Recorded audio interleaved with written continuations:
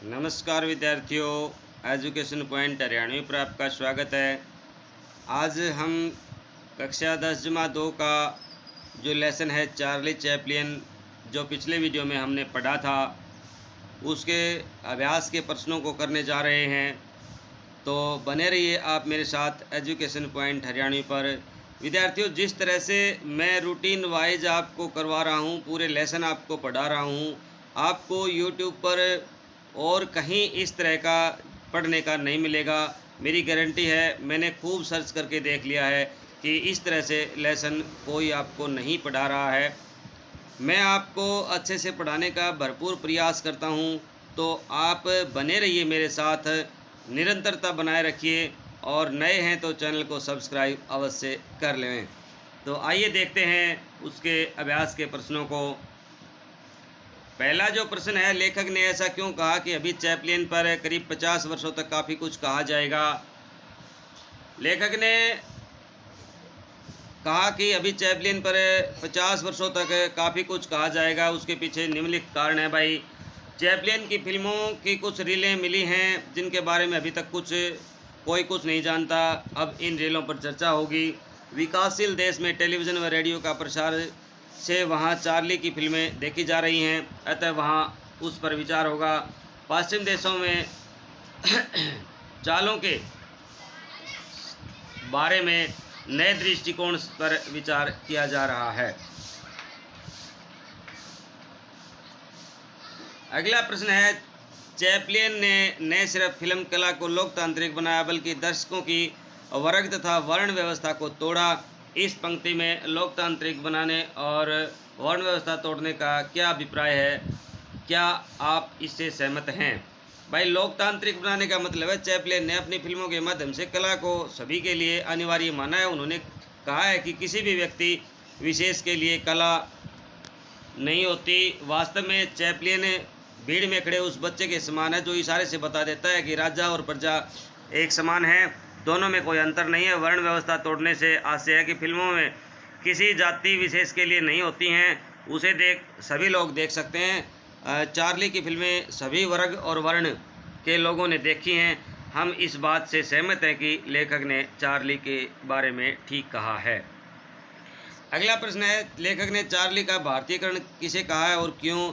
गांधी और नेहरू ने भी उनका सानिध्य क्यों चाहा? इम्पोर्टेंट क्वेश्चन है भाई। लेखक ने चार्ली का भारतीयकरण राज कपूर द्वारा बनाई गई फिल्म आवारा को कहा है। राज कपूर ने भारतीय फिल्मों में पहली बार नायक को हंसी का पात्र बनाया। नायक स्वयं पर हंसता है, यह चार्ली की फिल्मों का प्रभाव है। लोगों ने उन पर चार्ली की नकल करने का आरोप लगाया, परंतु उन्होंने कभी परवाह नहीं की। गांधी व नेहरू ने भी चार्ली की तरह अपने हंसते थे।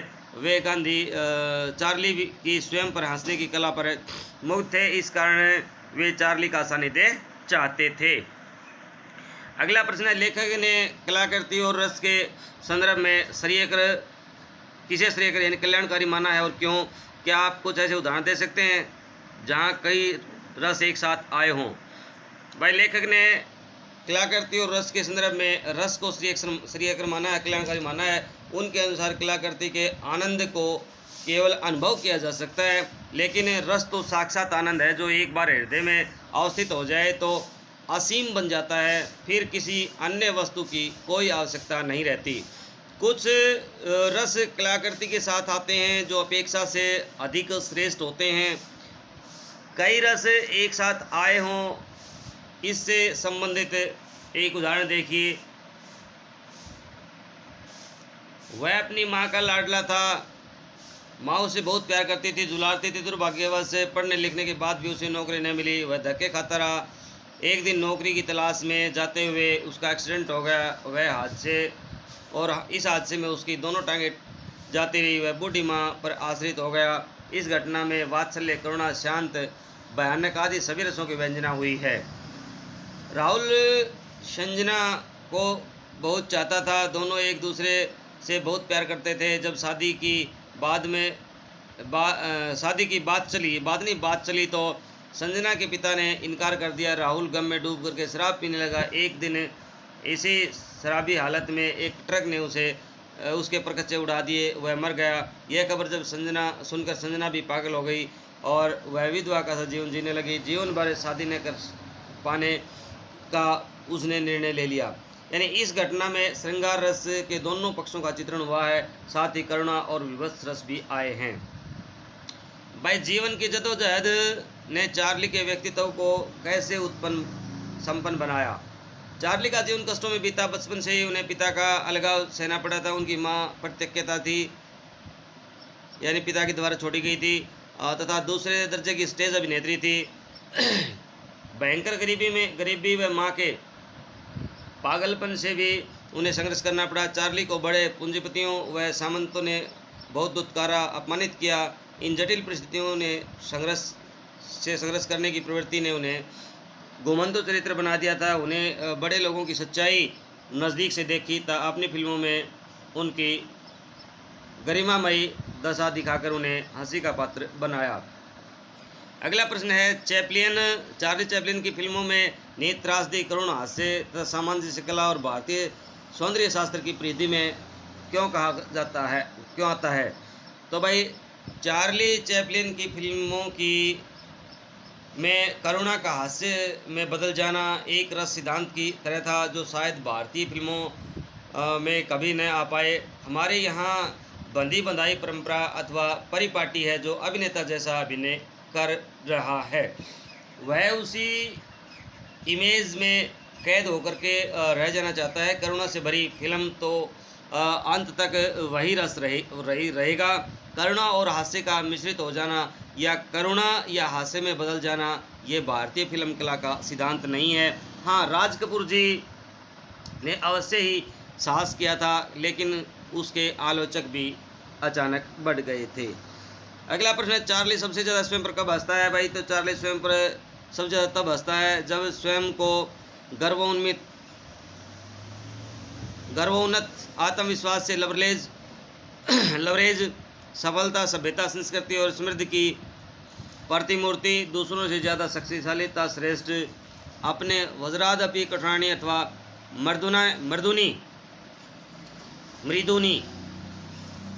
मृदु का दू छोटा आएगा भाई, कुसुमादपि क्षण में दिखता है। ऐसे समय में वह स्वयं को हास्य का अवलंबन बना लेता है। आसपास के प्रश्न देखिए भाई, आपके विचार से मूक व सहवाग फिल्मों में से किसमें ज़्यादा परिश्रम करने की आवश्यकता है और क्यों। मेरे विचार से मूक और सहवाग फिल्मों में से मूक फिल्में सबसे ज़्यादा परिश्रम करना पड़ता है। मूक फिल्म बनाने के लिए कलाकारों के चुनाव से लेकर के फिल्म की पटकथा तक पूरी मेहनत करनी पड़ती है। यदि फिल्म सहवाग है तो डायलॉग गलत बोल दिए जाने पर भी रीटेक करके ठीक किए जा सकते हैं, लेकिन मूक फिल्मों में संकेतों से सब कुछ कहना और बताना होता है, जिसके लिए विशेष अध्ययन की शैली की आवश्यकता होती है। भारतीय सिनेमा में अमिताभ बच्चन द्वारा अभिनीत ब्लैक फिल्म का उदाहरण हमारे सामने है। सामान्यतः व्यक्ति अपने ऊपर नहीं हंसते, दूसरों पर हंसते हैं। कक्षा में ऐसी घटना का जिक्र कीजिए। इस प्रश्न को हम छोड़ देते हैं भाई।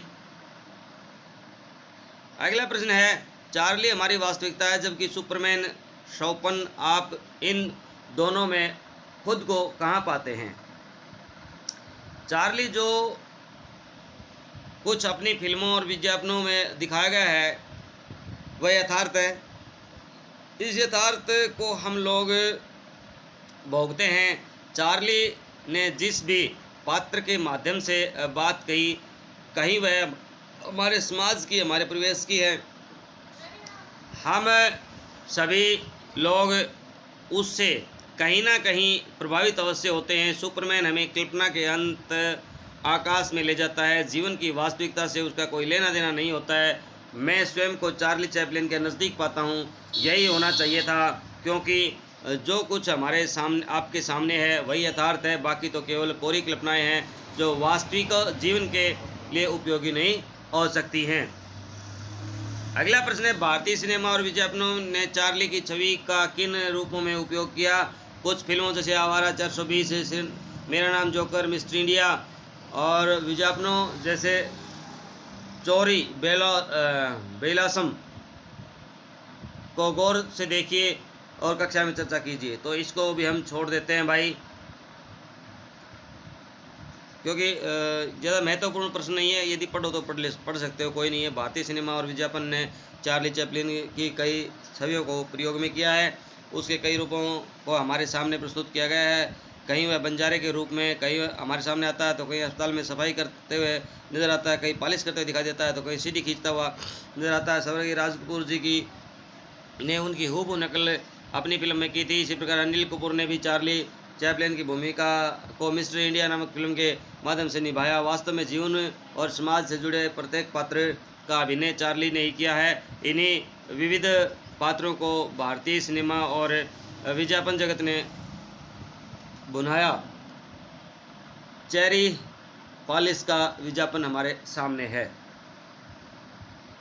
आजकल विवाह आदि उत्सवों पर, समारोह पर, रेस्तरां में आप भी चार्ली चैपलिन का रूप धरे किसी व्यक्ति से टकराए होंगे। सोचकर बताइए कि छोड़ दीजिए इस प्रश्न को, कोई खास प्रश्न नहीं है, ये छोटे प्रश्न देख लीजिएगा भाई। अब चार्ली चैपलिन का व्यक्तित्व कैसा था भाई? तो चार्ली चैपलिन का व्यक्तित्व सुलझा हुआ था। वह हंसमुख आदमी था। दूसरों को हंसना आसान काम नहीं है, लेकिन खुद पर हंसना, दूसरों पर हंसना तो आसान, दूसरों को हंसाना बहुत आसान है, लेकिन खुद पर हंसना उतना ही मुश्किल है। चार्ली ने ऐसा कठिन कार्य भी कर दिखाया। वह फिल्मों में गंभीर से गंभीर विषय पर स्वयं पर हंसता था। करुणा कब हास्य में बदल जाती थी पता ही नहीं चलता था। मेकिंग ए लिविंग फिल्म की विशेषताएं बताइए भाई। मेकिंग ए लिविंग फिल्म की सबसे बड़ी विशेषता यह थी कि अभी 75 वर्ष पूरे हुए हैं। पौन शताब्दी उसकी फिल्मी दुनिया के सामने है। यह फिल्म 5 पीढ़ियों को मुग्ध कर चुकी है। इसकी लोकप्रियता आज भी जो कि तो बनी हुई है। यह फिल्म न केवल फिल्म जगत की बल्कि चार्ली चैपलिन के जीवन में भी मील का पत्थर साबित हुई है। चार्ली चैपलिन की छवि कैसी थी भाई? फिल्मों में चार्ली चैपलिन की छवि एक ट्रम्प की थी। वह कई रूपों में हमारे सामने आया, किंतु वह सबसे ज़्यादा प्रिय तभी लगा जब फिल्मों में बुद्धू, खानाबदोश या आवारागर्द बना। इन भूमिकाओं ने उसे प्रत्येक वर्ग को आदमी से जोड़ दिया। इन विरूपों की जीवंत भूमिका ने उसे विश्व में लोकप्रिय कलाकार बना दिया। चार्ली चैपलिन अब अभिनेता, हास्य कलाकार न रह करके ट्रम्प बन चुका था। यही उनकी लोकप्रियता थी। चार्ली के जीवन पर किस घटना ने ज़्यादा प्रभाव डाला? इंपॉर्टेंट क्वेश्चन है भाई ये। चार्ली के जीवन पर एक घटना ने बहुत प्रभावित किया। एक बार चार्ली बहुत बीमार पड़ गया था। जब उसकी माँ ने उसे बाइबल पढ़कर सुनाई। यह बाइबल उसकी माँ ने अकेले स्ट्रीट के तहखाने में अंधेरे कमरे में सुनाई थी। इसे पढ़ करके चार्ली के मन में 3 बातें प्रमुख रूप से सामने आई थी: स्नेह, करुणा और मानवता। चार्ली के बारे में लेखक ने क्या कहा? तो लेखक कहता है कि चार्ली पर कई फिल्म समीक्षकों ने ही नहीं, फिल्म कला के उस्तादों और मानविकी के विद्वानों ने सिर धुने हैं और उन्हें नेति कहते हुए यह मानना पड़ा है कि चार्ली पर कुछ नया लिखना कठिन होता जा रहा है। दरअसल सिद्धांत कला को जन्म नहीं देते, कला स्वयं अपने सिद्धांत को लेकर के आती है। यहाँ बाद में उन्हें गढ़ना पड़ता है। करोड़ों लोग चार्ली को देख करके अपने पेट दुखा लेते हैं। वे स्वाभाविक रूप से हंसने पर मजबूर हो जाते हैं। चार्ली की फिल्मों के बारे में परिचय दीजिए भाई। चार्ली अपने जीवन में कई फिल्मों में काम किया। उन्होंने फिल्म जगत में बहुत योगदान दिया है। चार्ली चैपलिन ने making a living, Metropolis, the cabinet of doctor Caligari, the Rowan seal, last year in Marian Ward, the sacrifice, the Trump आदि में काम किया है। चार्ली की फिल्में भावनाओं पर टिकी हुई है, बुद्धि पर नहीं। चैपलिन यानी हम सब पाठ के आधार पर स्पष्ट कीजिए। इंपॉर्टेंट क्वेश्चन है भाई। चार्ली की फिल्में भावनाओं पर टिकी हुई हैं, बुद्धि पर नहीं है। उनकी Metropolis, the cabinet of doctor Caligari आदि फिल्में दर्शकों के एक उच्च एहसास की मांग करती हैं। उनकी फिल्में हर वर्ग के लोगों को पसंद आती हैं। उनकी फिल्मों में को पागलखाने के मरीज, वकील, मस्तिष्क वाले और आइंस्टाइन जैसे प्रतिभा वाले व्यक्ति तक कहीं एक स्तर पर और कहीं सूक्ष्म स्तर तक रसावधन करने के साथ एक साथ देखते हैं। अगला प्रश्न है, जीवन की जद्दोजहद ने चार्ली के व्यक्तित्व को निखारी तो नानी की ओर से उन्हें कुछ अंशों में भारतीयता से मिलते जुलते संस्कार मिले। पाठ के आधार पर स्पष्ट कीजिए भाई। तो चार्ली चैपलिन की नानी खानाबदोश थी। ये खानाबदोश कभी भारत से ही यूरोप गए थे। ये नीची जाती है भैया। वहाँ उन्हें जिप्सी कहते थे। चार्ली ने भी घुमंतों जैसा जीवन जिया और फिल्मों में उसे प्रस्तुत किया। इस कारण उनके जीवन में भारतीयता के संस्कार मिलते हैं।